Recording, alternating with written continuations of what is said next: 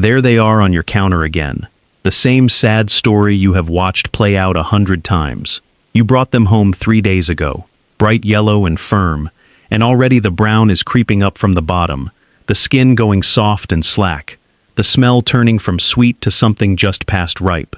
By tomorrow, 2 of them will be mush. By the end of the week, you will be throwing half the bunch into the bin and telling yourself you simply bought too many. But you did not buy too many. That is not the problem, and it never was. The problem is that nobody ever sat you down and told you what a banana actually is, how it breathes, what it fears, and the 2 or 3 plain things that slow it down from the outside. Once you understand those things, 1 bunch of bananas bought on the 1st of the month can still be feeding you on the 30th. Not in a machine, not in a special bag from a store, not with anything that costs you more than what you already own. I am Levi Yoder. I keep house here in Lancaster County, Pennsylvania, the way it was handed down to me, and the way it was handed down before that, back through more generations than I can name. We raised 7 children on this farm, and we never once threw out a banana that still had good fruit inside. Not because we were clever, because someone took the time to teach us what the fruit needed and we listened. Before I show you, let me say this plainly. If you want the full collection of the old homestead methods that were handed down in our family, from the garden and orchard to the pantry, cellar, and the everyday keeping of a house, I have gathered them into one simple ebook. You will find it in the description below. Now, let us get back to the topic. Here is what is actually happening, and once you see it, the banana on your counter will never look the same way to you again. A banana does not simply sit and wait to be eaten. It is alive. It is working. From the moment it leaves the tree, it keeps ripening on its own, and it does this by releasing an invisible gas from one specific place. That place is the crown, the thick dark knuckle at the top where all the bananas in a bunch meet and join together. That crown breathes out the ripening signal night and day, and that signal drifts down over every banana in the bunch and tells each one the same thing: hurry, soften, brown, finish. Now think about what that means when 6 or 8 bananas are huddled together on your counter, all sharing the same air. Every single one is both producing that gas and breathing it in from its neighbors. They are ripening each other, pushing each other along, the faster ones dragging the slower ones behind them. One goes soft and the whole bunch follows within a day. It is not bad luck, and it is not the store's fault, and it is not that you bought too many. It is just that nobody told you what was happening or where it was coming from. My grandmother understood this without ever reading a word of science about it. She stood at the table in the cool back kitchen, the one off the main house where we did the heavy work in summer so the heat would not build up in the rooms where we slept.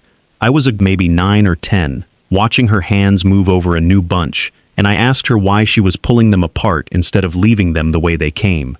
She said, "Apart they breathe alone, and together they breathe each other to death." I did not know what she meant for years. I know exactly what she meant now. Here is how you do it, start to finish, with what you already have in your kitchen drawer. The moment you bring your bananas home, before they sit on the counter for even an hour, you pull the bunch apart. Do it gently, twisting each banana free at the stem end, one by one, until they are all separated and lying on the table as single pieces.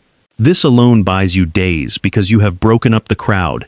Each one is now on its own clock instead of being rushed by its neighbors. Then you take a roll of plain plastic wrap, the ordinary kind that has been sitting in your drawer since who knows when, and you tear off a small piece for each banana. Wrap it snugly around the stem of each one, just the stem, that dark dried tip at the top. Wind it around 2 or 3 times, and press it down so it clings to itself. You are not wrapping the whole banana. You are putting a small cap over the one place where the ripening gas leaks out. Seal the source and you slow the whole process down. People who have measured this in proper food science settings have found that wrapping the stem extends the life of the banana by days on its own. Days from a strip of wrap that costs you nothing. Now think about where you are keeping them. If they are sitting in a sunny window or on the counter nearest the stove, they are being warmed every hour of the day, and warmth is what a banana uses to ripen. Move them somewhere cool and dim. Not cold. Cold is a different trouble, and I will come to it in a moment. Cool and dim. The back of the pantry shelf, a corner away from the windows, anywhere the temperature sits lower and the light does not reach. Heat is the engine of ripening. Take away the heat and the engine slows. Now the cold box, because most folks try this and think they have ruined the banana when the peel goes dark and mottled overnight. Here is the truth of it. A banana peel will turn dark in the cold.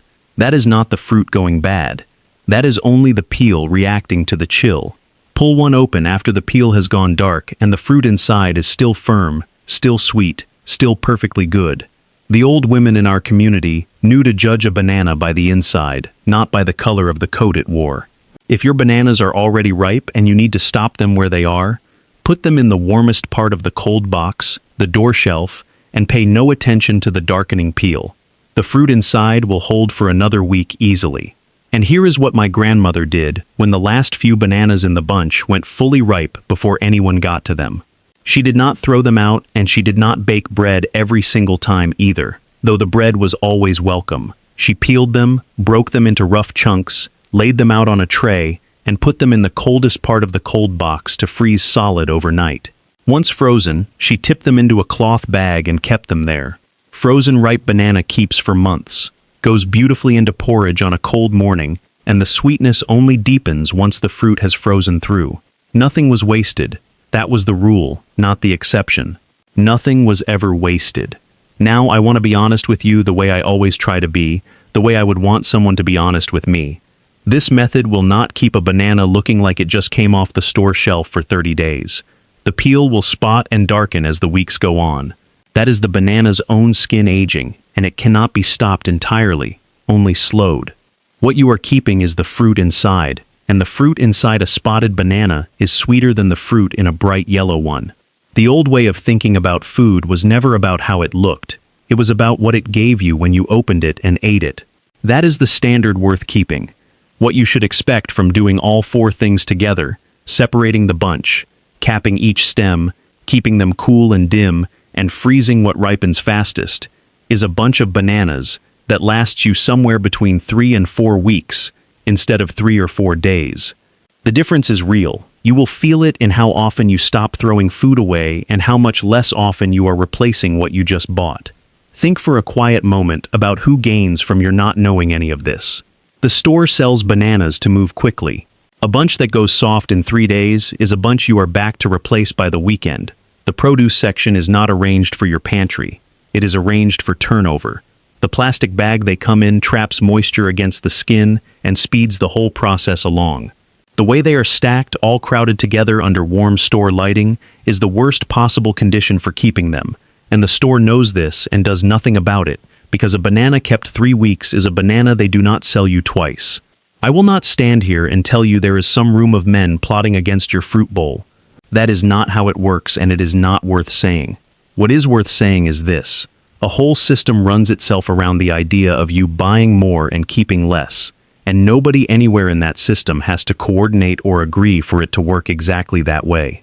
The knowing that keeps food alive, the plain things my grandmother did at that back kitchen table, just quietly stopped being passed down because there was nothing in it for anyone with something to sell. The forgetting happened one generation at a time, without anyone noticing until the bananas were already in the bin.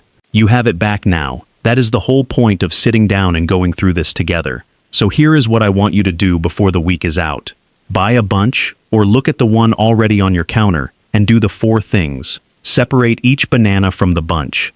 Tear off a small piece of plastic wrap and cap every single stem.